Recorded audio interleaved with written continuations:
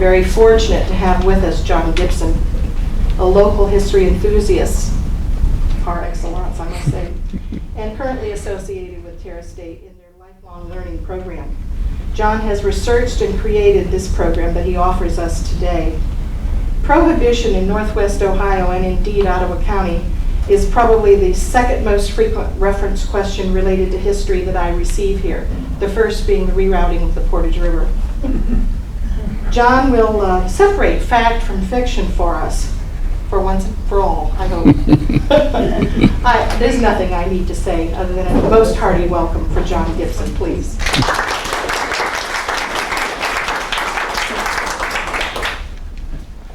Thank you, Connie and Peggy. It's a pleasure to be here today.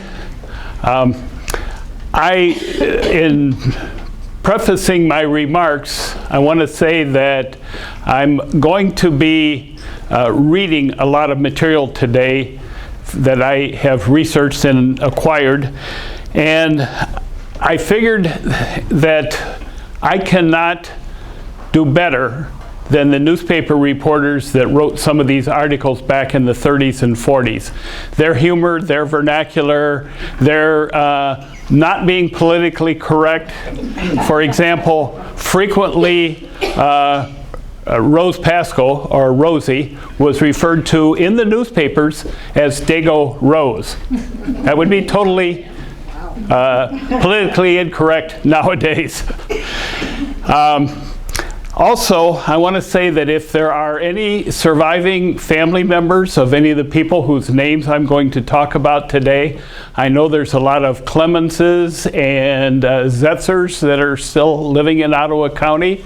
And if you have any family history that disagrees with what I say, we'll have some time at the end and we'll ask for any family stories that anybody might have, anything that refutes or disagrees with what I'm about to say. We'll be glad to put it on the record. And so, you know, we're basing this a lot on newspaper records and research, along with a detailed interview that John Zetzer did with Kyle Johansson, who wrote a long piece about the Canadian connection, rum running on the Canadian border during the 1920s, and based a lot of this information on his interview with John Zetzer. And so we'll be talking about a lot of things, and then at the end we'll have plenty of time for questions or comments or refutations or whatever you would like to do. January 16th, 1920, a great experiment to regulate morality was embedded in the Constitution of the United States, the 18th Amendment. This was the date that the manufacture, sale, or transportation of intoxicating liquors within, the importation thereof into, or the exportation thereof from the United States and all territories subject to the jurisdiction thereof for beverage purposes is hereby prohibited. This was a culmination of decades of work by a number of dedicated persons. But how did it happen that a freedom-loving people decided to give up a private right that had been freely exercised by millions since the first European colonists arrived in the New World?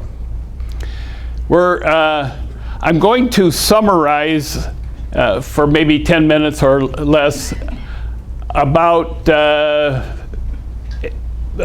6 hours of presentation when I gave this course at Terra back in the winter time.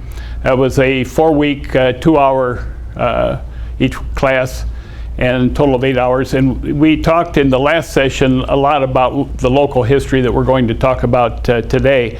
But the first 3 classes were mainly how we got there and how the Constitution got adopted, that 18th Amendment and so forth. So I'm just going to compress that into just a few minutes here. You know, this was only the second time that we amended the Constitution to prohibit some action or behavior. The other one was the 13th Amendment that banned slavery. Quite a difference, slavery and what you drink.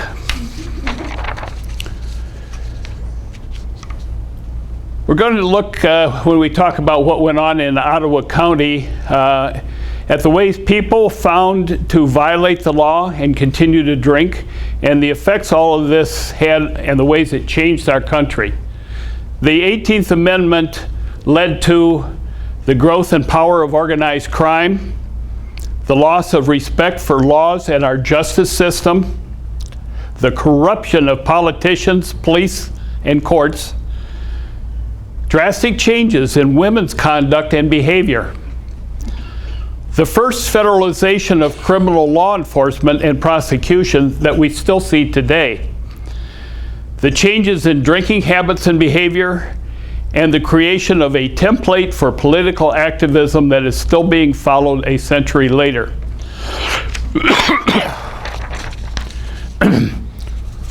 When the Mayflower arrived with the Puritans in 1630, it had more than 10,000 gallons of wine in its hold and had 3 times more beer than water. Colonial people drank from morning to night. In the 1820s, liquor was less expensive than tea. Farmers kept a barrel of hard cider by their door. They weren't considered hospitable if they didn't offer you a drink of hard cider when you came to visit. In Ohio, the famous Johnny Appleseed, otherwise known as real name of John Chapman, scattered seeds for apples that were totally inedible. But when fermented, they made decent hard cider. In 1830, American adults were drinking per capita a staggering 7 gallons of pure alcohol a year. That's equivalent to 90 bottles of 80 proof liquor a year for every adult in the country, including abstainers. Now I'm going to mention briefly some ways in which Ohio was part of the original temperance movement and the resulting prohibition. In the 1870s, a full-fledged temperance movement began in Hillsboro, Ohio, near Cincinnati. The movement consisted of women of Protestant Anglo-Saxon stock who lived in small towns in the Northeast and Midwest. Their leader was Eliza Jane Trimble Thompson, daughter of an Ohio governor and wife of a well-known judge and mother of 8. And Eliza was a devout Methodist. The Methodist Church was probably the single organization, other than maybe the Ku Klux Klan, that pushed hard for prohibition. The Baptists were also part of this, but the Methodists were far more numerous than the Baptists back in those days. The Methodists were the largest church in the country. Anyway, that was kind of the beginning of that part of the temperance movement. We also had women's suffrage, Susan Anthony, Elizabeth Cady Stanton, Lucy Stone, and Amelia Bloomer. They all pushed hard for prohibition, mainly because of drunken husbands spending their money and coming home to beat them up. 1874 saw the creation of the Women's Christian Temperance Union, and 1901 saw Carrie Nation. We're not sure how she spelled Carrie. Some say C-A-R-R-Y, some C-A-R-R-I-E. I think she used any way that they wanted to put it in the newspaper. In 1901, she picked up her weapon that made her famous, a hatchet. And she was 6 feet tall, had huge biceps, and a tough, hardened face. She did her first attack in a saloon in Topeka, Kansas, and then she went on to smash up many saloons. By the end of the century, all of this anti-alcohol work had to some degree success. Consumption of hard liquor had declined substantially. Beer consumption, however, had increased dramatically. In 1850, there were about 36 million gallons of beer consumed. By 1890, it was 855 million gallons. A lot of that resulted from the huge increase of immigration from Ireland and Germany, along with Scandinavia, Italy, Greece, Poland, and many other Eastern European countries where beer drinking was just de rigueur.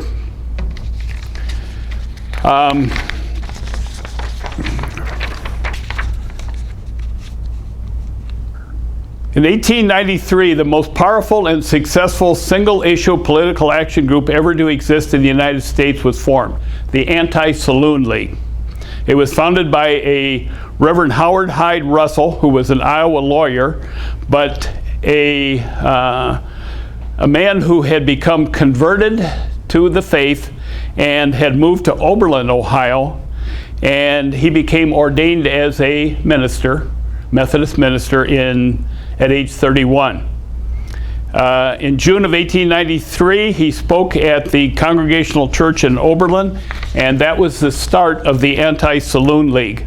Never in American history has there been a special interest group more powerful than the Anti-Saloon League. Another person who became the spokesman and face of the Anti-Saloon League was Wayne Wheeler. Have any of you ever heard of Wayne Wheeler? At one time, he was known by almost everybody in the United States, loved or hated. He was an Oberlin College graduate, and he had endless energy. While clerking for a Cleveland lawyer and attending classes at Western Reserve Law School, Wheeler started working full-time for the Anti-Saloon League. He earned his law degree in 1898, took over the league's legal offices, and he became the Ohio superintendent of the Anti-Saloon League in 1903. At that time, it had 31 full-time paid staff, coordinated a legion of zealous pastors, mainly Methodists, who would do its bidding and was getting substantial financial help from John D. Rockefeller. Another group that I briefly referred to was the Ku Klux Klan.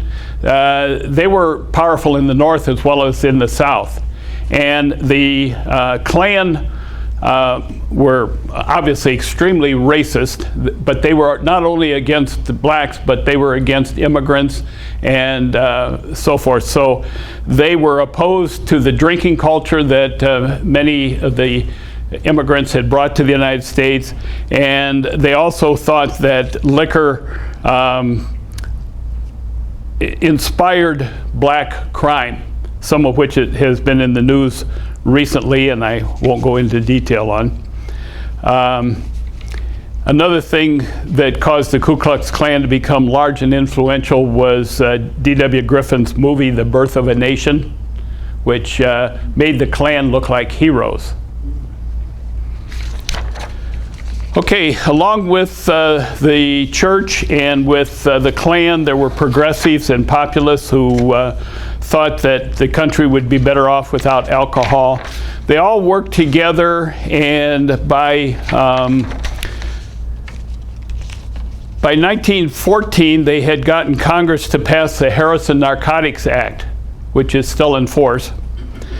And that conferred on the federal government conventional police powers regarding a matter of personal behavior, and that was a precedent for the alcohol enforcement. And then there was William Jennings Bryant, who had run for Congress several times, and he was involved in this progressive activities. And then in 1916, the election kind of scared the Anti-Saloon League because they were afraid that they were going to start, having more electoral votes and power going to the cities that were more wet. So they knew they had to get an amendment to the Constitution passed. World War I helped a lot because it allowed the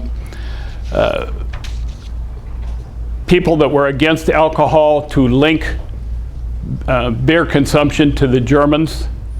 And as a result, in March 1917, the Shepherd Amendment was introduced in the House of Representatives, proposing an 18th Amendment to the Constitution enacting Prohibition. One change was made by Warren Harding in the Senate. He was a senator from Ohio, later president, and that was that the amendment would not take effect for 1 year from the date of ratification by the states.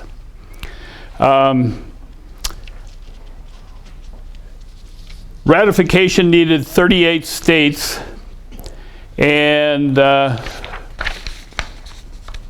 it did pass. I think, let's see, the last, Nebraska, as I thought. Nebraska became the 38th state on January 16, 1919, and that made the 18th Amendment passed and in effect. So that's how we got there. Almost immediately, people started ignoring the law. And when I talk now about local details and local effects and so forth, I'm not going to just talk about the 1920s and the early 1930s until the 21st Amendment was ratified in 1933, and that abolished the 18th Amendment. The only time that a constitutional amendment has ever been abolished in our history, too. But the effects of organized crime that came out of Prohibition lasted in Ottawa County for decades past the 1930s. So some of the things that I'm going to talk about today, are events that happened in the 30s, in the 40s, all the way up until the 1970s, when the Ottawa County Sheriff and former Sheriff were indicted by the federal government for their links with illegal activities in Ottawa County, and thus we started to see a turnaround in what was happening here. Even after that, though, it took a few years for the old-time personnel to depart and for new breed to come in.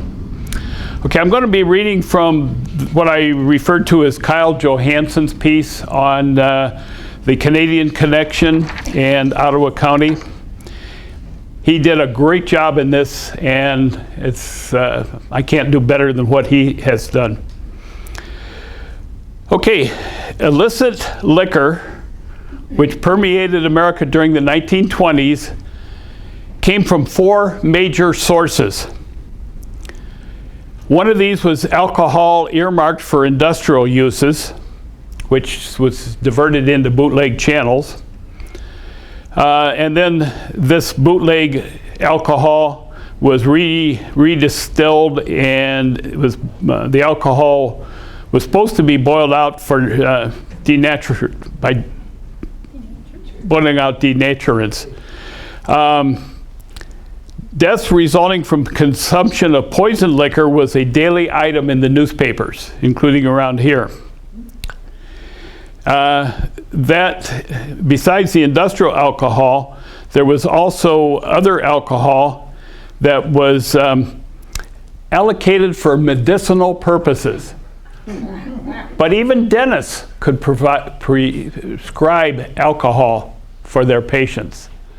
So there was kind of a running price for what it cost to get prescriptions. They were pretty much set as like $6 for a prescription, and $10 for the doctor's visit and so forth. Another way that was moonshine liquor, sometimes called Kentucky corn squeezings, and the infamous bathtub gin. A side note here, my great uncle Hope Gibson was a moonshiner down in Kentucky, and he had his still going at his farmhouse, and the federal revenuers raided his still, and he vowed he was not going to be taken by those darn revenuers, and he engaged in a shootout with them, and he died 3 days later, what they called in the newspaper necrosis of the liver, which was lead poisoning. So we have some family history of involvement in this illegal activity too. It took a long time before my cousin, who's 10 years older than me, to even admit that this went on in our family. She swore up and down, no, that's not true, it never happened. But my grandmother confirmed, yes, it did. A final source, second only to industrial alcohol in importance, was liquor smuggled in across our borders. The heaviest trafficking of this occurred along the Atlantic coast. There was actually rum runners' rows set up along there where ships would anchor outside the 3-mile limit, and then they would receive other shipments of liquor from the Bahamas and other places in the Caribbean or overseas, and then small speedboats would make runs from these rum running ships into shore and so forth. There also was a French island off the Canadian coast that was notorious for lots of rum running activities. They were making millions there in this little island that before had just been a small sailor and fishing port. But the British government did aid in our efforts to stop this, and by the late 1920s, the Atlantic coast was superseded by Canada as a source of supply. Boats were the favorite transportation mechanism of this alcohol from Canada, and most of the Canadian provinces, with the exception of Quebec, had also adopted some prohibition laws, but their laws did not prohibit manufacture for export of alcohol. So they could continue to ship it across into the United States. They were just supposed to, report to customs that they had this exporting going on and so forth.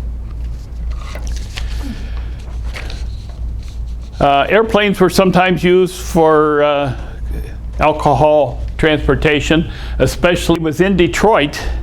And it came from the report of a discovery of a system which rivaled in its ingenuity the famous mythical liquor pipeline connecting Windsor and Detroit. Prohibition agents uncovered a submarine cable 500 feet long running between Mud Island in the Detroit River and Ecorse, Michigan on the mainland. A sled capable of carrying 15 to 20 cases of liquor was used to transport the cargo. This system was believed to be one of 2 in operation. Now, it's probably not true that there was a pipeline going under the Detroit River, but that's still a rumor that we hear today.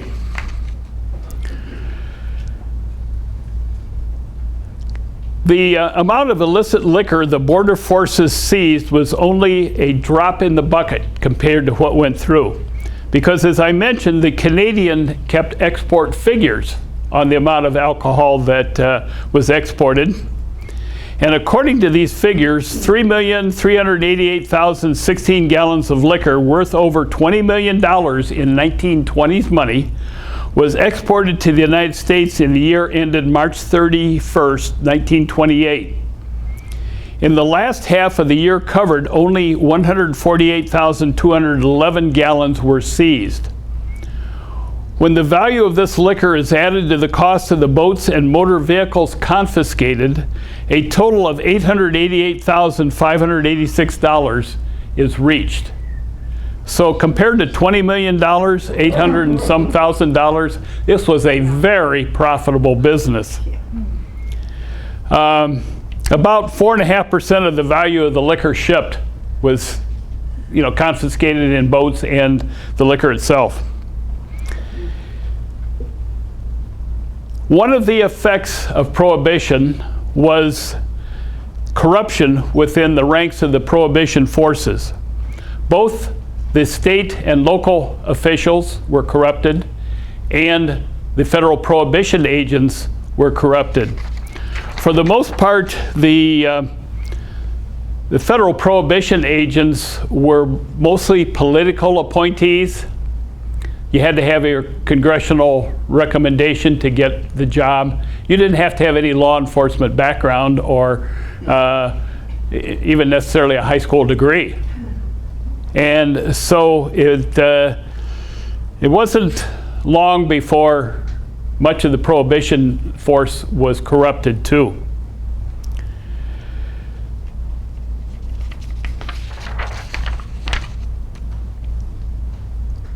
Now, the liquor that was distilled in Canada, like that brought in from Europe and overseas, was of high quality and enjoyed a fine reputation.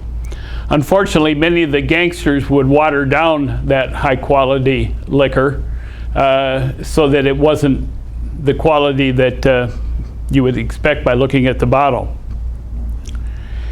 And Canada quickly decided that prohibition wasn't such a good idea, because by 1928 they had begun, most of the provinces had gone wet, and thirsty American tourists flocked across the border. There was one town just across the border in north of New York State that had like 100 bars right in a row. Sort of like putting Bay today.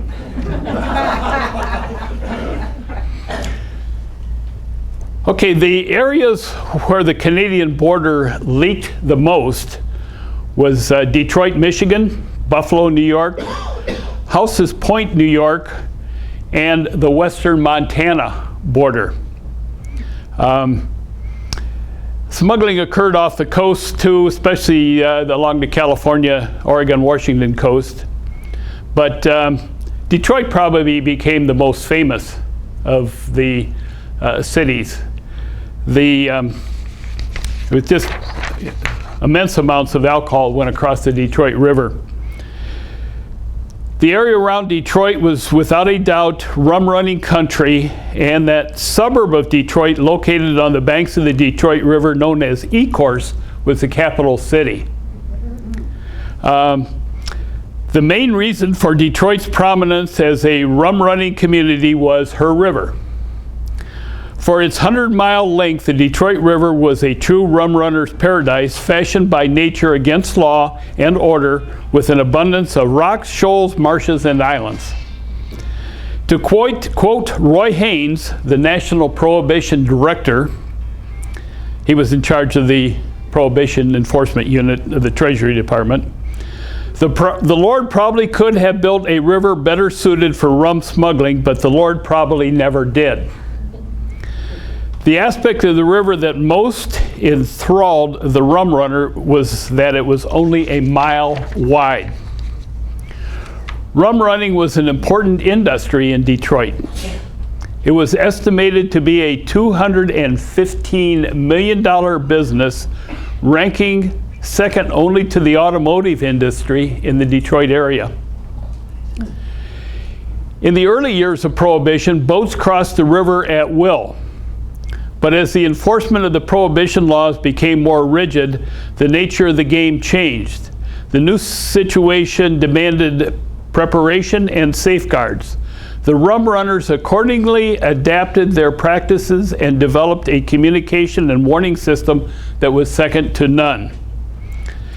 The numerous islands in the Detroit River were a great boon to the liquor smugglers. The island of Grosse Ile was a particular haven for rum runners.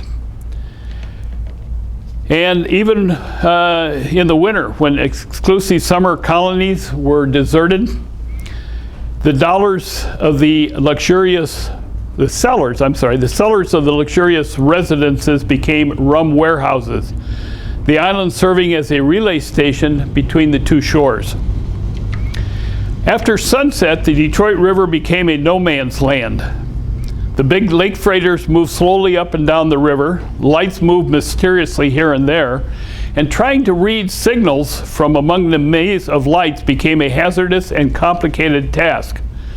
With tighter enforcement, shooting became more widespread, and this added to the general state of confusion. To make matters worse, smugglers and government forces alike played games which made it even more difficult to tell who was who.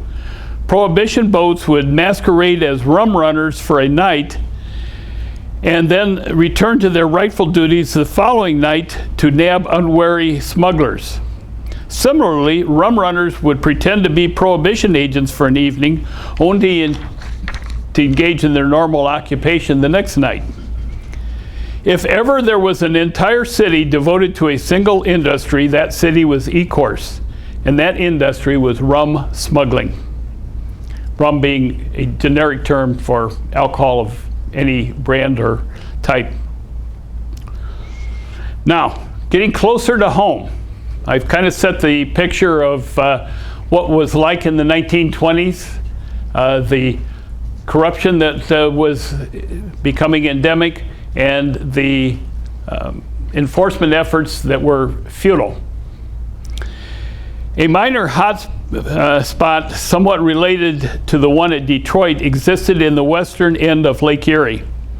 During the government's periodic attempts to close down the Detroit smuggling operation, the activity in this area, as well as the activity on Lake St. Clair and the St. Clair River, would increase. The beer and whiskey traffic on Lake Erie was carried on primarily with large power boats. Pelee Island, in the Canadian half of the lake, served as a base for many of these boats, which serviced such communities as Toledo, Sandusky, Lorain, and Cleveland. The smuggling activities in this region were neither well organized nor regular operations. Business was conducted on a special order of 50 to 100 cases at a time. Just such an operation was run out of Port Clinton, Ohio by John Zetzer, a one-time national champion motorcycle rider. John Zetzer came to the south shore of Lake Erie in 1925 from Youngstown, Ohio. From the latter part of that year until the repeal of the 18th Amendment, his organization was engaged in the illicit importation of liquor. 5 or 6 men worked with him, and they had 4 boats and an airplane at their disposal. 2 of Mr. Zetzer's boats were luggers, which were operated only at night due to their lack of speed. Luggers because they were boats that could carry more liquor, but they couldn't travel 60 miles an hour. One of these was a 38-foot Matthews, built here in Port Clinton. And it was cut down to allow more room for storage. The 2 big boats could each hold between 200 and 300 cases. The remaining 2 boats were speedboats. One was a 27-foot Dart powered by a 200 horsepower Kermath engine. The other was a 33-foot Garwood called the Baby Gar, and it was equipped with a 500 horsepower V12 Liberty engine. This latter engine was a favorite among rum runners. The smaller boat had a carrying capacity of around 55 cases and a top speed of about 40 knots, while the larger had a 75 case capacity and topped out at 60 knots. When conditions on the lake became a little too hot, Mr. Zetzer relied on a Waco J5 biplane. I remember back in the old days when I was real active with the U.S. Coast Guard Auxiliary. I was over at the Coast Guard houseboat they used to have at Put-in Bay, and the Border Patrol came in out of the Detroit office, and they had one of these confiscated Gar boats with the V12 engine on it. I had never seen a V12 engine in a boat before, and it was amazing. A wooden boat that they were using still in the late 1960s for patrolling, and it's one that had been confiscated during probably the late 20s or early 30s and used for rum running. On the average, John Zetzer's group made 3 or 4 runs a week. They picked up their freight at either Amherstburg or Kingsville, Ontario, and would discharge their cargo along certain creeks on the southern shore, such as Crane Creek, Turtle Creek, or the Toussaint River. On occasion, they would also anchor just east of the Toledo Harbor to be unloaded by rowboat. In reminiscing about his experiences, Mr. Zetzer recalled a couple of incidents which shed some light on what it was like to be a rum runner in the 1920s. When John would fly in a shipment of liquor, his compatriots on the ground were to locate a suitable field in which he could land. These landing fields were frequently changed as a security precaution. If he was flying after dark, the field would be marked by 2 flashlights. These would be buried at either end of the field so that they could be seen from above, but not from the ground. On one occasion, John landed at night on a rather rough field, bounced along the ground for a while, then came to an abrupt stop. He had run into a haystack. Such were the hazards of being a rum runner. On another occasion, John was making an afternoon run from Amherstburg, and as he cleared the mouth of the Detroit River, a Prohibition boat took up pursuit. 2 more joined the chase at West Sister Island. By the time Zetzer neared the southern shore, a Coast Guard boat had also entered the race. He avoided a sandbar at the mouth of the Tusang River, entered the river, and turned into a small creek, which was his drop-off point. Now, the sandbar ran across the mouth, and to get into the Tusang River, you had to go out around that sandbar and then come in parallel to the shore, and then you could cut into the river. And the drop-off spot was rather unique. A tree had fallen across a small creek which joined the river near its mouth. From most angles, it appeared as though there was no way a boat could enter the creek. However, the middle of the log had been cut out to allow a small boat to proceed upstream. That was after you went around the sandbar.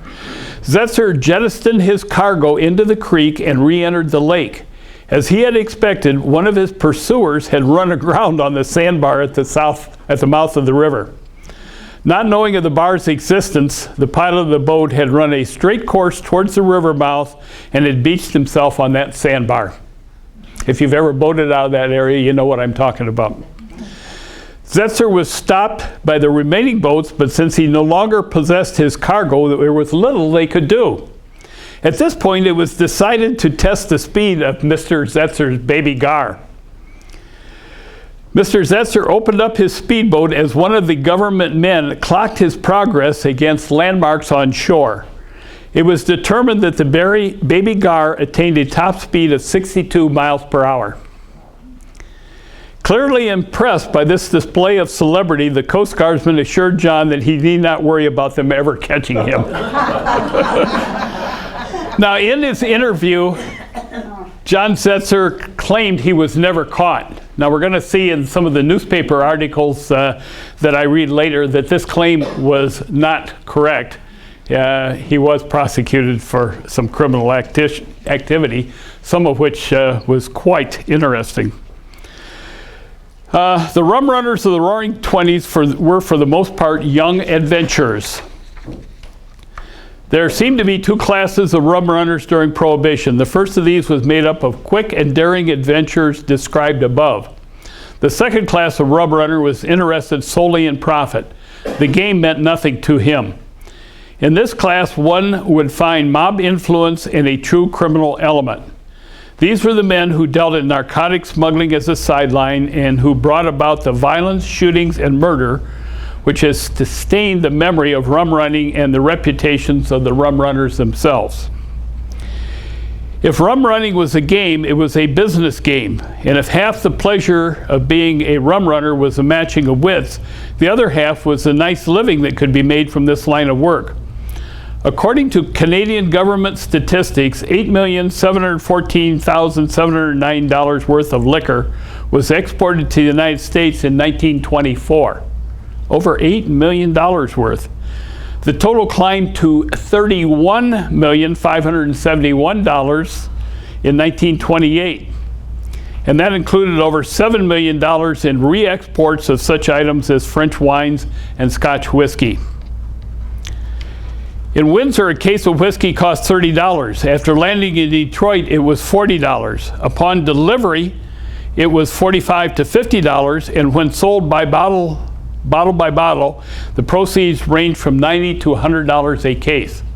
You can see where the profit was. Wouldn't you like to have a business where you had a 200% profit margin? And this is from the author. A number of times during the interview with Mr. Zetzer, he referred to those days of Prohibition as being exciting times, and declared that if he could relive that time in our history, he would be a rum runner all over again. His sentiments are no doubt shared by a great many individuals who were rum runners during the 1920s. The rum runners of the 1920s did not consider what they did to be wrong or immoral. They were often held as heroes, and many looked upon themselves as such. They felt it was the law which was in error, and the majority of the populace in this country evidently agreed with the liquor smugglers. If a single sentence can sum up an entire era, the following line, taken from an editorial of the Vancouver Sun, Vancouver, British Columbia, captures the essence of Prohibition. Laws are only enforceable insofar as they reflect the will of the people. This lesson is as relevant today as it was during those exciting days that made up the era of Prohibition. And again, thanks to Kyle Johansson for his excellent paper on this subject. Now I have some newspaper articles, and as I mentioned, I really cannot do better than what these reporters did writing about the stories at the time. They make some of these incidents come alive. Some of these will be from during Prohibition times. Some will be all the way up until more recent decades, but will reflect the culture of organized crime and illicit behavior that affected Ottawa County for decades, from the 20s until the 70s. Edward Zest, Port Clinton, and Gons Welch of Detroit were released on bail Monday when they appeared before U.S. Commissioner Gaines in Toledo. Bail was fixed at $3,000 each, which they furnished. The rum runners were arrested by government officials after a long chase several weeks ago. The men were trying to reach shallow water so that the boat could be beached. The government boat opened fire, and the cabin of the boat was filled full of lead from a rapid-fire gun. Like a movie? Zest was shot through the neck, the bullet passing close to the jugular vein. Welch was shot through the elbow. The men were taken ashore and placed under guard in St. Vincent's Hospital. This happened December 8th, 1931. The men were sufficiently recovered so that they could appear in court. They are charged with smuggling, transportation, and possession of liquor. Maybe some of this was not totally fun. After the 21st Amendment was passed in 1933, and there's an article here that says liquor stores all set for opening on Monday. 1,100 cases of liquor arrive, and that was from the Ottawa County News. And here's another comment, though, that showed that some enforcement was still going on. Joseph Zetzer, Port Clinton, who was arrested by federal officers and charged with violation of revenue laws, pled not guilty when arraigned before Judge George Hake in the U.S. District Court in Toledo. He is accused of being the owner of a 200-gallon still that was captured by the officers. He said he does not know who owns and operated the still.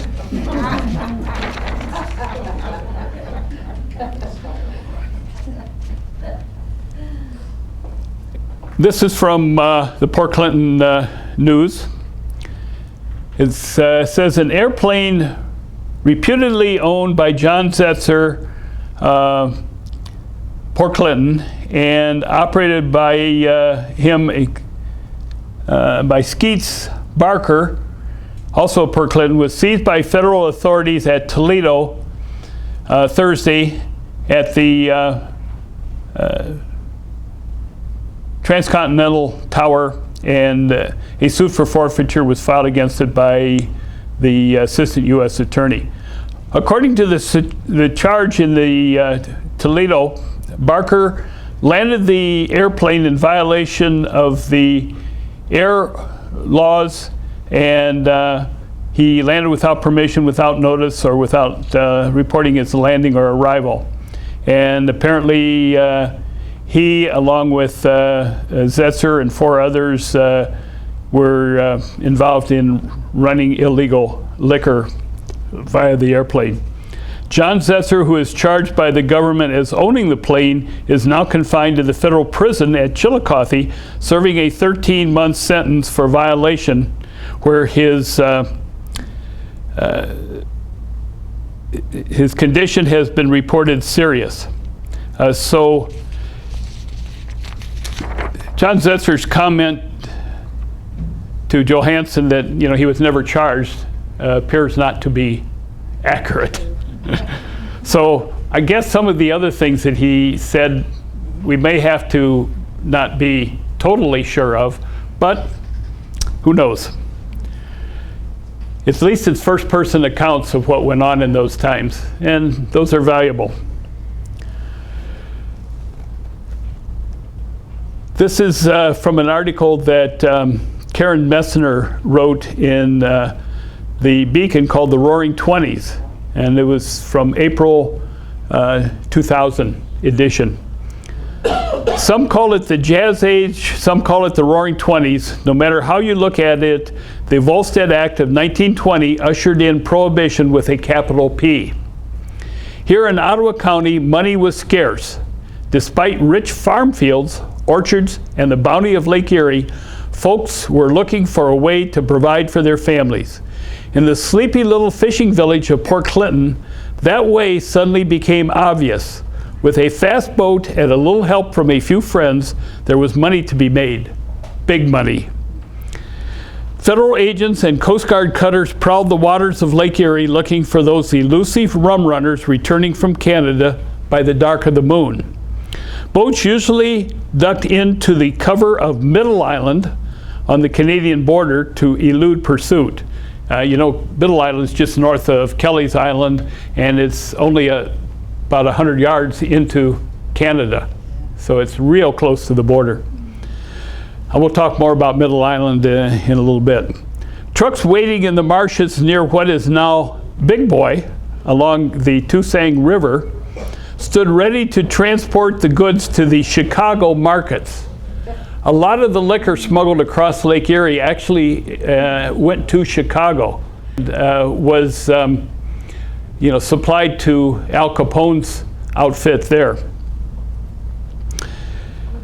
Discovery by the feds meant changing course so as not to reveal the shoreline connection. More than one rum runner grounded his boat on the sand at City Beach under the fire of federal Tommy guns.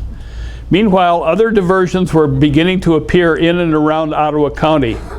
What would become one of the most well-known houses of ill repute worldwide moved into Port Clinton.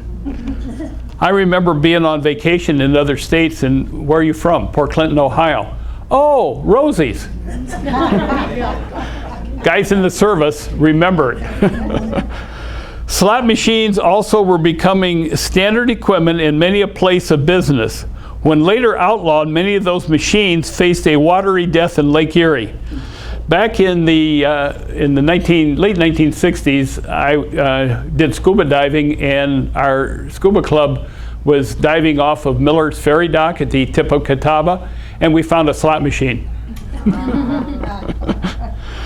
Ottawa County was becoming known as a safe haven for illegal activity, not just rum running or alcohol or stills.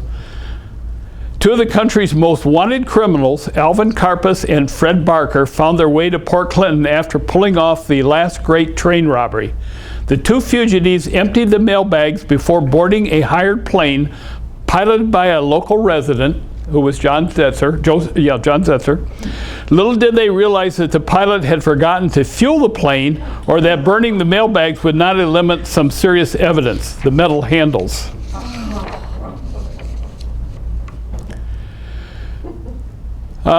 This is from the January 30th, 1930 newspaper. Harley Bass and Ollie Zess, who are held in Toledo on charges of conspiracy, testified for the government at the Court of United States at Cleveland on Monday. Bass, on the witness stand, told of his employment by Coughlin and Courtney as rum runners. He stated his wages were $75 a trip in a lugger and $35 in a speedboat, and that he landed his cargoes at different places. Sometimes at the Toledo Yacht Club, sometimes at Cedar Point. That's the Lucas County Cedar Point, not our Cedar Point amusement park. And often at just beaches anywhere. Ollie Zess was employed by Courtney as a truck driver and received $50 for taking a load of liquor from Ripley's Beach near Toledo to Roosevelt Road, Chicago. That would have been for the Capone mob. Edward Zess and Earl Slaughterbeck are also held in Toledo on liquor charges growing out of their arrest with a cargo of alleged Canadian whiskey in October. Okay, I want to take a quick break here for about 5 minutes, just in case you need a restroom break, and so I can use the drinking fountain and get ready for the second half of this talk, and some hopefully questions and comments from all of you. Okay, so take a quick stand up and move around or go to the restroom break. Anyway, moving on with a few more interest stories from newspapers. This is from a 1964 article, and it says, Rum Runner Row, Lake Erie Islands and the surrounding waters earned that name during the wild-eyed days of Prohibition. Pelee Island, the nearest large area of Canada real estate, they called it the land of the free then, was the source of supply for multitudes of boats ranging from canoes through rowboats, speedboats, and fish boats to specially built craft of large capacity and high knot. Bringing in liquor was a favorite weekend diversion of thousands of private boat owners who relished a nip now and then or weren't averse to selling enough to pay for their gasoline. Bottled goods flowed through the Bass Islands and Kellys, where it was easy to make landing after dark. The flow continued to Catawba or Marblehead or the marshes of Port Clinton, even Lakeside. Believe it or not, Lakeside, the home of the Methodist Church practically, was a landing place. Sandusky and the beaches between Cedar Point and Lorraine, now we're talking the amusement park Cedar Point, were favorite targets.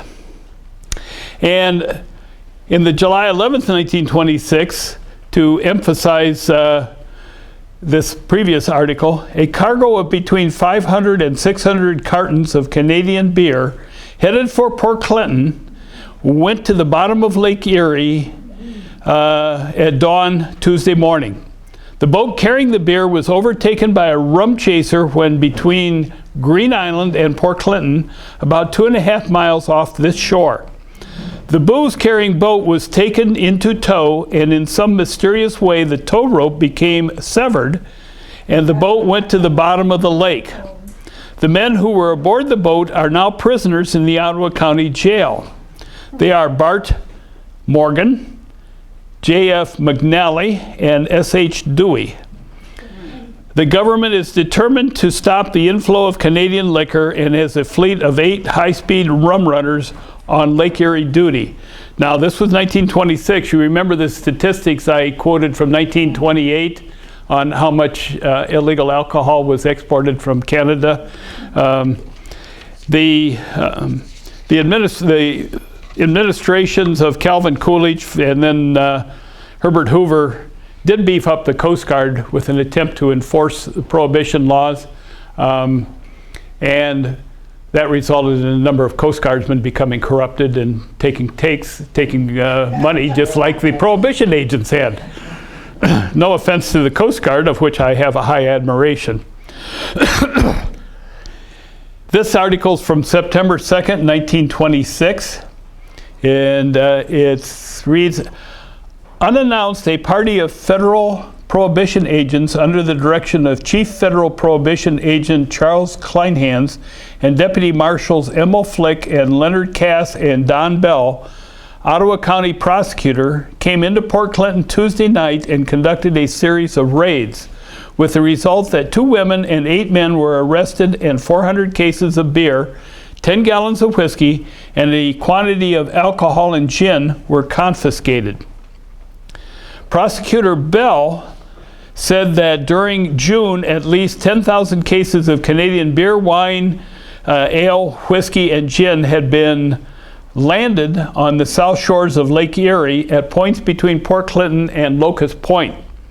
Officers claimed to have broken up a $1 million rum running ring, which has operated a fleet of boats between here and Canada for the past 7 years. That most of the liquor was taken by trucks to points south of here. Actually, much of it went to the Capone mob in Chicago. Now this again was 1926. No, they didn't break up the rum running operation on Lake Erie. They probably put a dent in it for maybe a week or 2.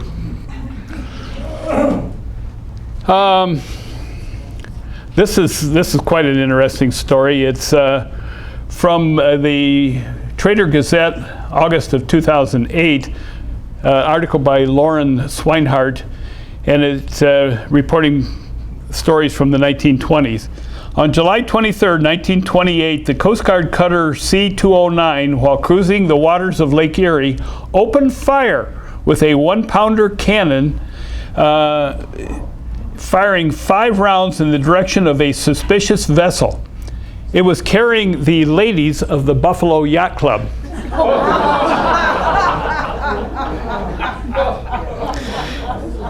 Now this part is not really funny. In fact, 263 people were killed on the Great Lakes by enforcement officers in 1929 alone. 250 vessels and 11,425 men were assigned this difficult task, and millions of dollars were spent. U.S. patrol boats would routinely fire upon vessels that merely looked suspicious. That's a lot worse than the Border Patrol going out there and stopping people, for nothing, for no reason, that has been reported in more recent years. Scarface Al Capone, Scarface's nickname because he had a scar down his cheek, the most notorious gangster of the era, is estimated to have earned $100 million annually from beer sales alone. Later, Capone was convicted only of income tax evasion. Capone was unwilling to take on Detroit's notorious Purple Gang, which controlled the illegal trade on the Detroit River and western Lake Erie. The Purples were led by 4 brothers, Abe, Joe, Raymond, and Izzy Bernstein. So the Purple Gang was a Jewish gang, Capone being Italian, but the Purple Gang was so nasty and so quick to kill anybody that got in their way that even Capone didn't want to battle the Detroit Purple Gang. And I'll mention this again later, but the Purple Gang did basically own and control Middle Island.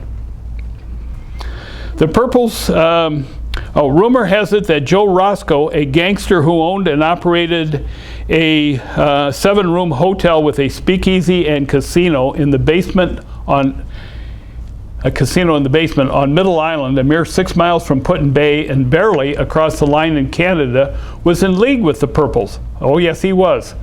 Capone decided to use the Purples, who murdered fellow rum runners and then sold the loot themselves, as suppliers for his own business.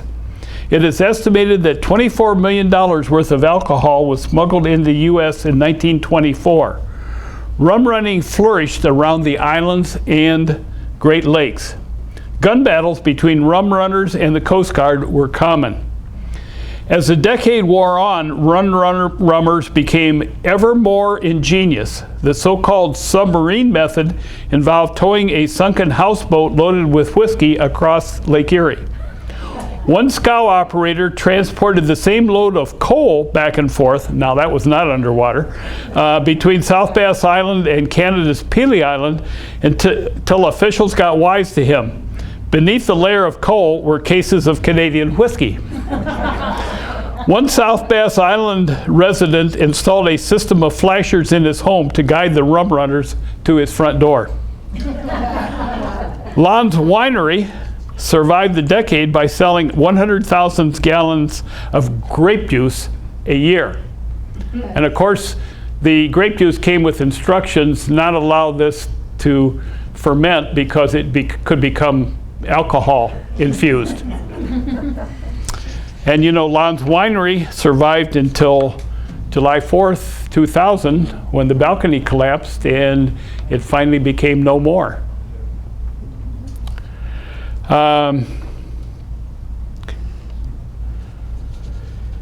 Okay, this article is from March 10th, 1933. It said, proprietors of speakeasies, those places where beer is dispensed to the thirsty, have one thing less to worry about in the conduction of their business. Wednesday, the Bureau of Prohibition directed all federal agents to specialize on eradicating the sources of liquor supply and to leave the problem of speakeasies to the states. Now this was in 1933. The 21st Amendment had been passed but not ratified yet. Why are they bothering to even try to enforce it?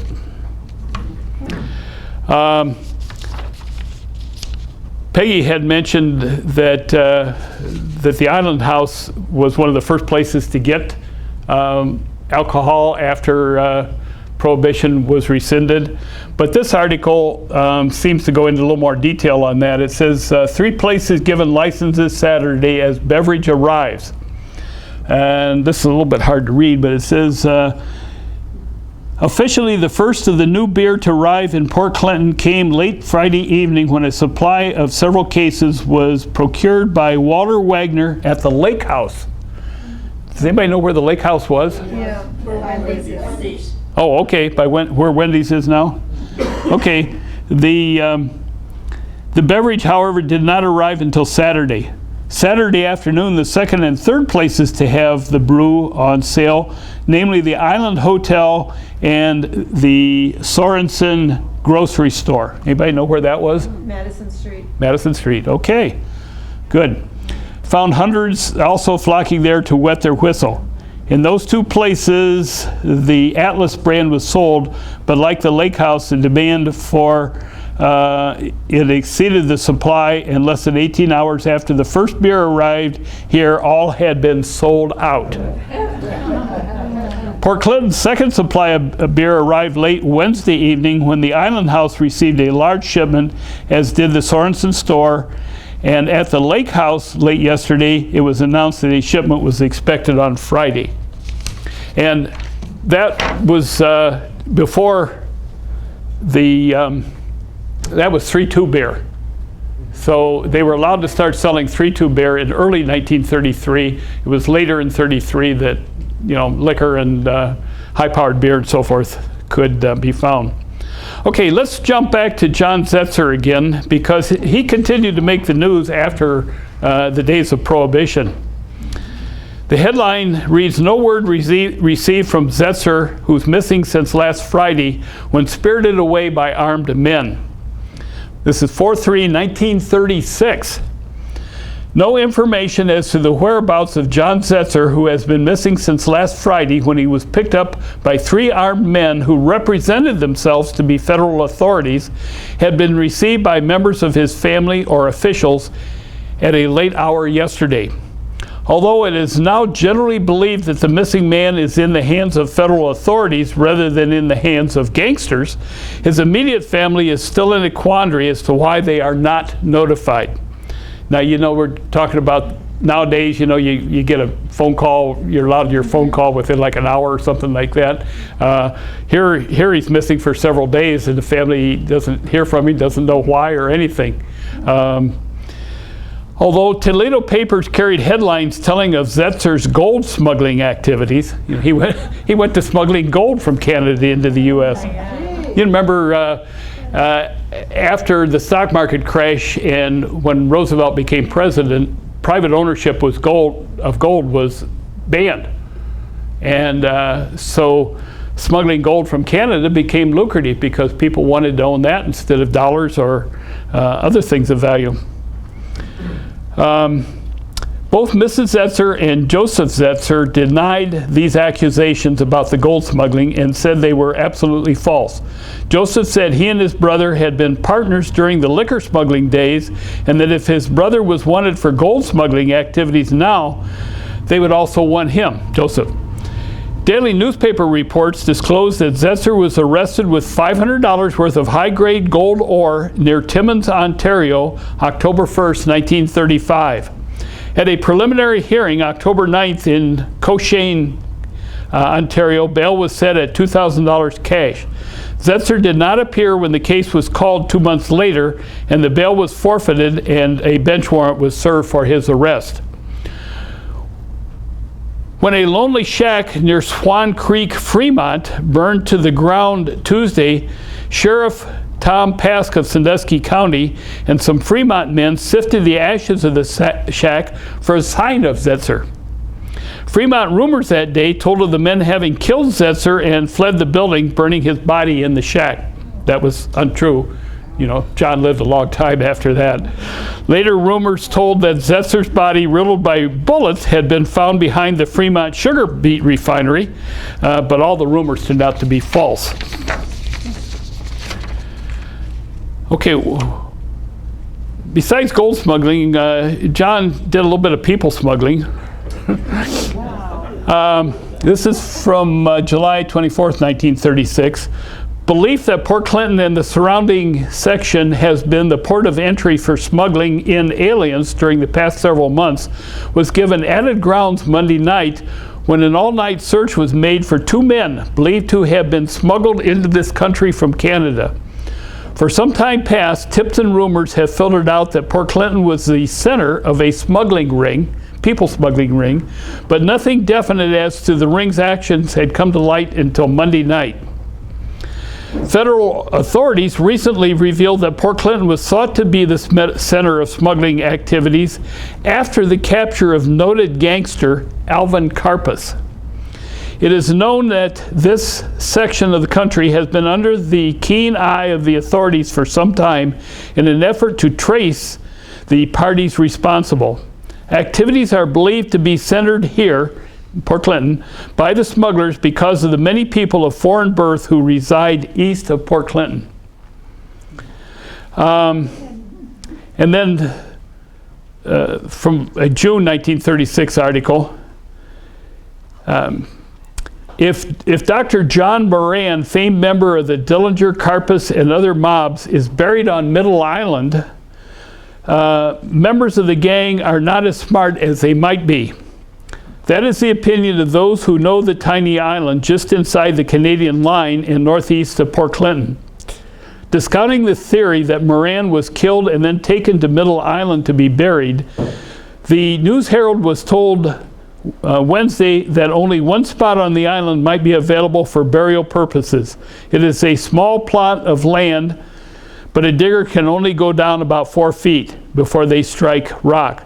The remainder of the island is so hard that a pick can hardly make an impression. G-men had advanced the theory that Moran was taken to the island and buried. Those who know the island believe he was buried in the waters of Lake Erie.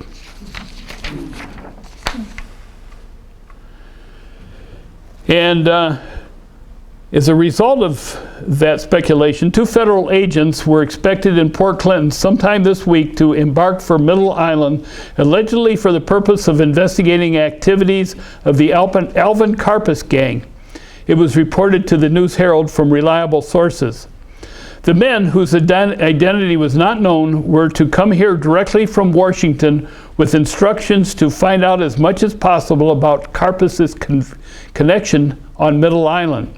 The island is located north of Port Clinton in the waters of Lake Erie. The theory which is being advanced is that Karpus made Middle Island his headquarters for some time last summer.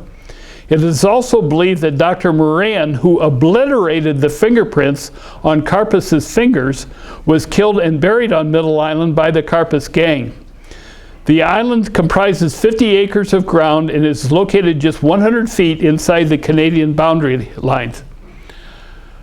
Okay, this is a family story that I heard from my uncle, my mother's brother, and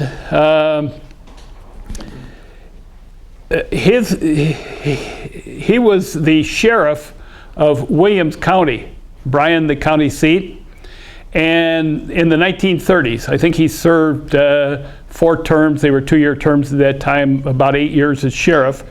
And he told me that one time the Northern Ohio Buckeye State Sheriff's Association had a meeting on Middle Island. And this was in the 1930s when it was, controlled by the Purple Gang. And he said all of these sheriffs from all over Northern Ohio were there, and Alvin Karpus and his buddy were waiting tables. And none of these sheriffs recognized the FBI's #1 most wanted criminal. The only man that J. Edgar Hoover personally claims to have arrested in New Orleans. Actually, Hoover waited inside a building until his agents had Karpus under control and then came out and said, "You're under arrest." But that was his claim to fame.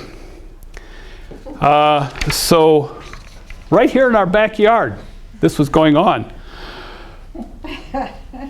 Okay, this is from July 1936. It says the Karpus case closed as he is sentenced. Alvin Karpus, former public enemy #1, who last fall came to Port Clinton to board an airplane and fly to Hot Springs, Arkansas, Monday was sentenced to life imprisonment for the $100,000 kidnapping of William Ham Jr. Karpus was brought to trial in St. Paul, Minnesota, where the kidnapping occurred. It was early last fall that Karpus, then considered as one of the more notorious gangsters, came to Port Clinton and under an alias approached John Zetzer of this city relative to chartering an airplane. Zetzer later said that he did not know the man was Karpus. It was still later that Karpus, in company with 2 other men, after completing negotiations, motored to the Port Clinton airport where the chartered plane was waiting. Boarding it, the men were flown to Hot Springs with Zetzer at the controls. Okay, that is why John Zetzer disappeared at the hands of federal agents for several days and made the news. And some of the newspaper articles, again, referred to other things going on in illegal activities in Port Clinton and mentioned Dago Rose as being somebody that they were paying extra attention to, but clearly didn't do anything about it until 1970. This is unrelated article, but it's really humorous. This jumps back to 1923. Friday afternoon, after a lively scrap, 3 bootleggers were captured near Genoa by Marshal Cheney and deputies of that village. The men arrested gave the names of Clifford Hart Fremont, George Ramsey, and Charles Walker of Toledo. The men were on their way to Toledo from the Fremont Fair. At Woods Corners, their car went wrong and they decided to go to Genoa for repairs. Before doing this, however, they concealed a large can in a nearby ditch. This act was witnessed by a man living in the vicinity, and he promptly reported the matter to Marshal Cheney, who with several deputies went to the place indicated and made an examination of the contents of the can. That was good police work. It was genuine hooch. That's what he says in the paper. It was genuine hooch, 5 gallons of it. The marshal and his aides hid in the woods and the weeds and awaited the return of the leggers. When they put in an appearance, Ramsey submitted to arrest without trouble, but Walker put up a fight and was settled by a blow from a billy in the hands of Deputy Sheriff Dubois of Elmore. That was a billy club. The third man started to run, and Cheney, who had Ramsey in charge, gave his gun to Jack Ellington, apparently a neighbor, and ordered him to get him. Ellie took after the sprinter, who refused to stop, and Jack sent a bullet after him. I guess he was quickly deputized for this assignment. The bullet struck the cement roadway, deflected, and the guy stopped and gave up.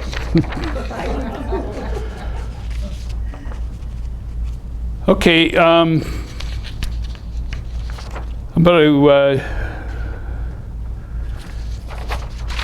take one more article here about the Zetzer case, and then we'll talk about something more recently. This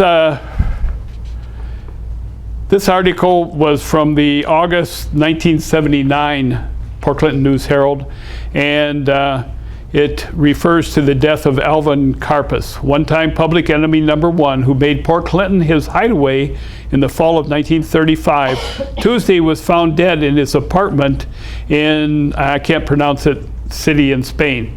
He was 71. His bank and train robberies ended the day before he came to Port Clinton, when he and his gang stuck up a mail train at Garrettsville, Ohio. He always maintained that this was his last big deal. In 1936, Karpus was traced to New Orleans, where J. Edgar Hoover personally led agents in his capture. Well, he didn't actually lead them, he kind of came behind them where he was safe. He was sent to prison but was paroled in 1970 and deported to his native Canada. In more recent years, he resided in Spain. Authorities there said his body was found by a neighbor. A bottle of sleeping pills was nearby. At the climax of his gang robbery career throughout the Midwest, when the Garrettsville train was robbed, Karpus came to Port Clinton over what he said were back roads in a car he said was furnished by John Zetzer. Here, the loot of approximately $33,000 was taken from mail bags and the bags burned. He later related in a book he authored. Zetzer always maintained that Karpus was a liar and denied that the car had been purchased by him for purpose of the getaway in Port Clinton.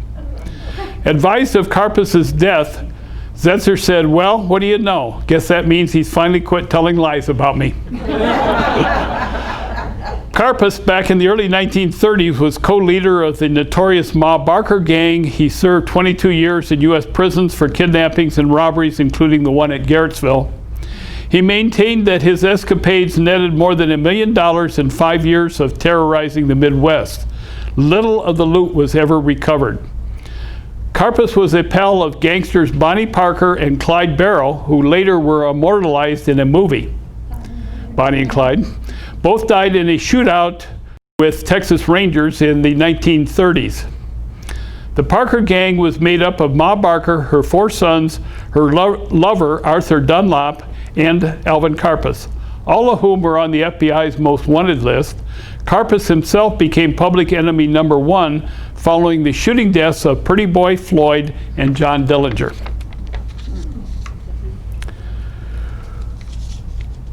Okay, now this is from a 1941 Ottawa County News article.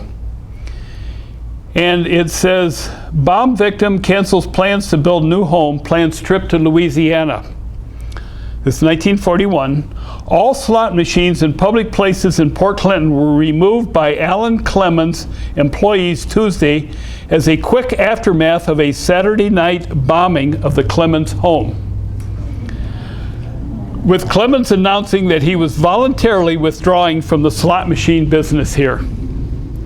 Rumors have been rife all week as to Clemens' plans for the future. In a statement issued to the press yesterday, Mr. Clemens declared, "I have disposed of my interests in the Peninsular Candy Company, and this company's offices in the Masonic Building will be vacated on or before this coming Saturday. He will also dispose of his present home at 322 West 5th Street as soon as the bombing damage has been repaired." Repairs to the home are progressing this week, and actual damages to the building will not be as costly as first appearances indicated, it is said. Mr. and Mrs. Clemens are leaving early next week, probably a good idea, for an extended trip to Louisiana, where Mr. Clemens has oil well interests. Planned for residents upon their return to Port Clinton are still indefinite, he said yesterday. But it is probable that I will devote my time to the sale of lots at Gem Beach, where allotments will soon be open for the sale to the public. So the founder of Gem Beach is a resort community and a marina and boat sales and so forth, started by Mr. Clemens and continued in the hands of family members until it was sold in the 70s. Mayor Carl Keller, although he issued no official order or statement, appeared pleased Tuesday that the slot machines had been removed voluntarily by Mr. Clemens. He indicated that he was under pressure of public opinion since the bombing to order the machines out, had not Clemens taken that action voluntarily. In the meantime, the city's budget may be subject to slight revision as the city's coffers have been enriched by several $1,000s from fines assessed periodically against the operators of the slot machines. Okay, you can keep doing this, but you got to pay these fines periodically. So it's more like, I don't know. Yeah, tax. All right, let's, in our concluding talks here, let's hit a little bit about how this criminal culture continued in Port Clinton all the way up until 1970, and some would say a lot longer after that. Port Clinton Mayor Lockwood Zeiss, who's still around, still active, was recalled to Toledo today on the possibility he will be called to give testimony before the grand jury at U.S. District Court. Zeiss told the News Herald he was not called yesterday, and the 30-some persons subpoenaed were being called at about the rate of 1 an hour. The subpoenas were issued following a raid by federal agents on Round the Clock Grill on Woodville Road in Ottawa County, January 21st. Now it was a house of ill repute, and it was famous because there was a huge neon clock on the side walls and a second hand that flashed as it went around. And that there's a Genoa drive-in bank there now. It's right on the county line, just inside Ottawa County. Pretty famous house of ill repute, right up, 60s and 70s. The raid on Round the Clock is said to be aimed at collecting information in connection with an alleged operation of a house of prostitution engaged in interstate commerce. Former and present Ottawa County officials, along with private citizens, Toledo area taxi drivers, and others, were subpoenaed in an effort to obtain information on activities at Round the Clock. Among those excused for yesterday when the grand jury adjourned were Rose Pascoe Belt, Rosie, Mrs. Pascoe's daughter, Janet Denzel, and her husband, Terry. All those who did not testify yesterday were told they would be called by telephone this morning if they were to appear today. Now, Terry and Janet Denzel owned and operated Sun Valley Restaurant and Golf Course on Sand Road. 1812 is now at that location. There's been other restaurants there over the years. And I remember, going in to the Sun Valley Restaurant, and Rosie was the kind of maitre d' there, the person that seated you and so forth. I always heard that Janet and her husband had gotten religion and were not involved in illegal activities. That was the story that was passed around back in those days. I know that the Round the Clock was also connected to Rosie. I think another daughter or son had some involvement in that. So anyway, that's the first article appearing here. What was the year of that article, John? 1970. Yep. See if I've got a date here. Yeah, February 5th, 1970. So it was just getting started. The federal investigation was just hitting the news and getting to be known. Okay, this is from a March 1970 article in that paper. It says, Ellenberger, Hetrick, Brewer indicted by federal grand jury. 3 Port Clinton men have been indicted on secret indictments returned by the federal grand jury, which reconvened in Toledo U.S. District Court Monday and recessed yesterday. Indicted on charges of perjury during testimony given to the grand jury last month are Ottawa County Sheriff James Ellenberger, former Ottawa County Sheriff Myron Hetrick, and Kenneth Brewer, a franchise holder of local pinball machines. The charges stem from testimony given by the 3 during the probe into prostitution and vice in Ottawa County, where indictments were brought last month against 6 persons following a federal raid at Round the Clock Restaurant on Woodville Road. Of the 7 indictments returned yesterday, which were public, a Sandusky man, Werner E. Tyree, is accused of falsifying his personal income tax returns and corporate returns of Cedar Point Incorporated, the amusement park, in a 5-count indictment. During yesterday's session of the federal grand jury, Ottawa County Common Pleas Judge Tom D. Stahl was asked to reappear to give testimony. And Monday, Port Clinton Safety Service Director Clarence Muggy was recalled for the 2nd session of the grand jury, also to give testimony. And then this is another March 1970 article. Now this is fairly recent. You know, this is not 1920s and 30s anymore. This is people that a lot of us knew. And I know a former deputy sheriff in Ottawa County who's now a township trustee in one of the townships. And he told me in the late 70s that most of the deputies that were still on the force, other than himself, had received the notorious Christmas envelopes full of cash. The 3 Port Clinton men indicted on charges of perjury this week by the federal grand jury at U.S. District Court in Toledo repeatedly denied certain knowledge concerning any exchange of money to public officials.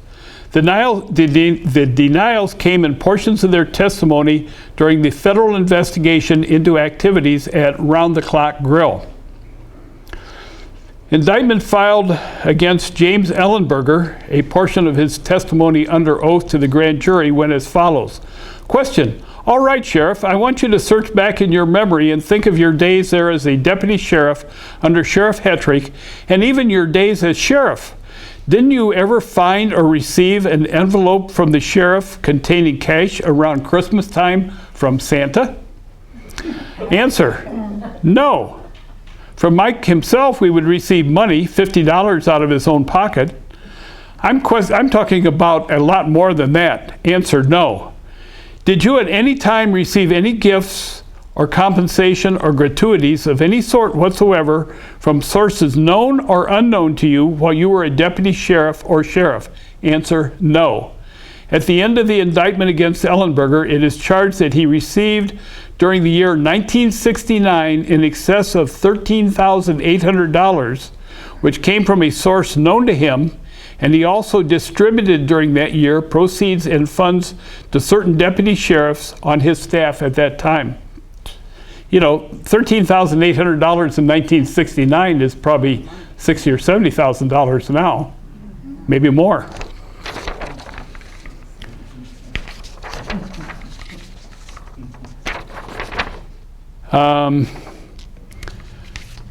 Okay, this article here was from February 1970, and I'll just read the first paragraph. It says, Mayor Lockwood Zeiss went on record with a public statement Tuesday on his part in the recent federal grand jury appearance by many present and past city officials. Zeiss explained within the limitations placed by the nature of grand jury testimony the attitude of the city administration on the investigation into organized crime in Ottawa County. And then he goes on to address to the city council to express his regret that the federal grand jury hearings have caused embarrassment to people in Ottawa County, and distress because you have become the target of abusive comments and nearly slanderous innuendos. And then he said, because of the secrecy of grand jury hearings, that's about all I can say.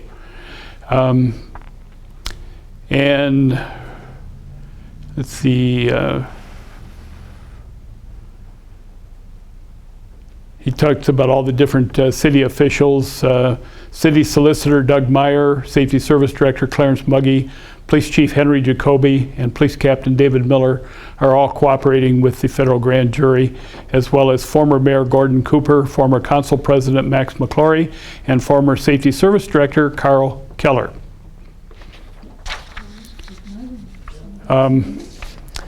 Basically, the sheriff and former sheriff were convicted and appropriately sentenced, and then things started to change. And I am pretty familiar with Steve Levarchik, our current sheriff, and I think he's squeaky clean and very dedicated and very hardworking, and I have been nothing but impressed with him and his predecessors, with one exception, have been pretty good too recently. That pretty much covers what I wanted to talk to you about. Rosie was never criminally prosecuted, and she continued her involvement with her daughter and son-in-law at Sun Valley until she passed away. And I have an old Catawba plat map that shows that whole Sun Valley area has been owned by Rose Pasco. So she obviously financed her daughter and son-in-law in that business. Okay, I would like to hear any rebuttals, arguments, disagreements, or stories, or anything that anybody else brought with them today. Several years ago when I was in Florida, I got talking to the person who was in the unit next to where I was, and I said I came from Portland, and you mentioned whatever you mentioned, Fort Clinton. Everybody knows where it is. But anyway, this fellow told me that he had been in the cell, in jail, in prison, next to John Zenzer. So and he was sort of proud of it. Yeah? Yes, ma'am. I have two questions. One is we have a photograph of Jacoby and Elliot Ness, and I wondered if you knew anything about that. And I also have one more question that I'll sneak in here right now. I've always wondered about the connections with Rattlesnake Island. Is there any connection that ties in with?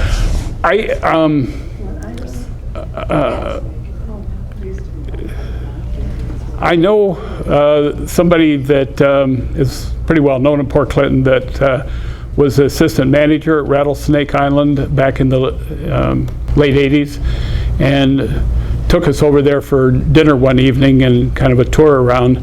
And he claimed that there was no organized crime connection to Rattlesnake Island, that those were rumors, they were untrue. There were Cleveland interests, moneyed interests, that owned and still own Rattlesnake Island, but that the rumors of it being a mob-affiliated place were just inaccurate. And I believe him. He's a good guy, and I don't think he would have said that if it wasn't true.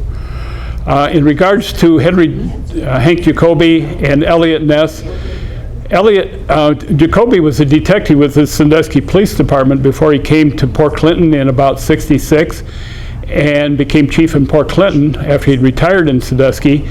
And he recounts in his book that he and Elliot Ness, when Ness was the safety director of Cleveland, had worked on some type of a case that involved both Sandusky and Cleveland detectives. And that's probably the extent of what I know about the details of the case. But So he wasn't here doing work, Elliot Ness wasn't? No, I don't, this would have been before, long before he came to Port Clinton. It would have been in his Sandusky police days, probably, I'm guessing, in the late 40s. After his term as a Prohibition agent, Elliot Ness, during World War II, was in charge of the Army's anti-venereal disease program. And then he went to Cleveland and became safety director of Cleveland and is buried in Lakefront Cemetery in Cleveland. Yes, ma'am. I don't mean to offend anybody, but wasn't Bill Robble a police chief for a very long time? In Yes. the period you're talking about, I haven't heard you mention him. Bill Robble? Oh, yeah. Yeah, that's my recollection. I didn't know him personally, but he was chief before Jacoby, I believe, for a long time. Yeah. And, since there were never any criminal charges brought as a result of Rosie's operation, other than the sheriff and former sheriff, but that technically was more in connection with the round the clock. But, there were, right up until 1970, there were 3 houses of ill repute. There was Rosie's, there was the Cairo Club, which was out on Lakeshore Drive just before the curve. There's a junkyard there now. And then the round the clock out on Woodville Road. I thought there was one on Route 105. Oh, yeah. It was a very lovely home and they had gates around it. Yeah. That, She lived there. That's where she lived. She lived there. Is that where she lived? Oh, Yeah. okay. Where was that, Marlene? you're talking about Rosie? Yeah. Yeah. I couldn't hear where you said it was. Marlene, Where was that? where was that? On 105? At the turnpike. Before you go over there. Yeah. The turnpike crosses there. around it today. Okay. When did the facility in town here close? 1970. As a result of this whole investigation, it closed down. Okay. And I'm surprised they didn't bring Mann Act charges against Rosie and people involved here, because there was clearly, a constant turnover of girls, from what I heard, that were being brought in from all over the country, and maybe even Canada. And that's what gave the federal government authority on prostitution, was the Mann Act, which made it illegal to transport a female across state lines for illicit purposes. Somebody told me that they worked at the Rainbow Inn and the bus stop was there, and that there were a lot of times that Rosie would meet girls there and tell them not to talk with anybody, but she would feed them a meal there before they went anywhere else. And I guess that happened for quite a while, I'm sure. very openly. I get my hair done next door to where her house was. Yeah, and the house is still there. She must have been very efficient, because that isn't a very big house. I don't think the rooms had to be very big. She was a good manager. She was well liked. She was well liked. She did a lot of philanthropic work, donated a lot to the Catholic Church and to other civic organizations, and also to the pockets of many people. So I think part of the main point of my talk today was to try to emphasize how the Prohibition had long-lasting effects. Back in the 1800s as a temperance movement, and then resulted in a prohibition of a previously popular beverage. Then, led to prohibition, led to corruption, led to complete change in our culture. Women never went into saloons or beer joints or anything like that prior to prohibition, and then it became the thing to do. To go into the nightclubs, especially the ones in New York City, and then that spread to other cities around the country, and the whole culture changed in the 1920s. And so what the leaders of the Methodist Church wanted went totally the opposite. Yeah. And you know, sometimes we have to recognize that laws can have damaging consequences, unintended consequences, and some evil ones. And I use Ottawa County as kind of an example of this by pointing out how long that corruption lasted in Ottawa County that got started as a result of Prohibition. Aren't we doing the same thing today with drugs? I think so. I think so. What have we learned from all of this? Nothing. I think one of the Nothing. most significant things you said today is how everybody in the community, you know, I grew up half a mile from around the clock. Everybody knew it was going on, and there was never any uprising, any pressure on any of these officials Yeah. to do something or come clean on it, you know? It was just accepted. Yeah. And in Port Clinton, the Pastors Association didn't fight it, argue against it, or anything. No. But yet it was illegal, and it's obviously some people had to be bribed and corrupted, and a lot of people died. You know, these people that got shot, you know, out on the water, some of whom were probably innocent. Yeah. Okay, I'll conclude by saying if you want more information about Prohibition, this Ken Burns series can be purchased from PBS, and it's great. And then the book is called Last Call, The Rise and Fall of Prohibition. And the author is Daniel Okrent, O-K-R-E-N-T. And I'll leave this layup here in case you want to write it down. They are both fantastic works and cover the subject far, far more detail than what I could do in 2 hours. I thank you very much. I enjoyed having you all here.